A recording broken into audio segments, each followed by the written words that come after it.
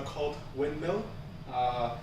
We're going to use our kettlebell. I'm going to show you different variation. But before we begin with the kettlebell, I want you to take a shoe. All right. So same thing like a warm up. We set up one foot pointing forward, the other foot pointing to the side. Make sure your heels are lined up.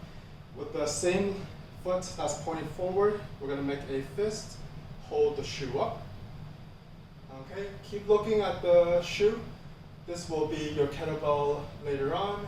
Slide the other hand down, keeping balance on the shoe. Come back up. All right.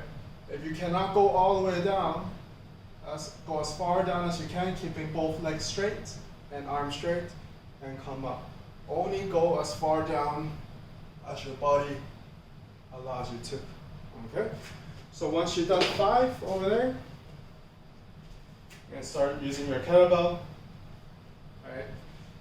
Clean it first. Push overhead. Okay, looking at the thumb.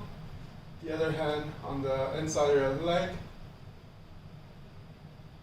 Slide it down and come up. Okay. So if you have shoulder issues, we're going to take it down, or if you cannot go as far down, we're going to do the easier version now. Kettlebell is going to be by the other leg. So the same thing, the other arm is going to be up. You know the kettlebell is there, so don't look down. So always looking up at the hand, slide it down, grab the kettlebell, come up.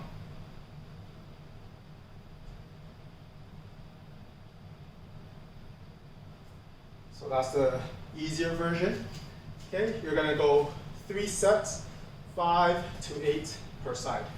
Okay, so after 5, you're going to switch side, whether you hold it up here or hold it down there. Okay, but when you do your shoe drill, okay, make sure you do 5 on each side to start.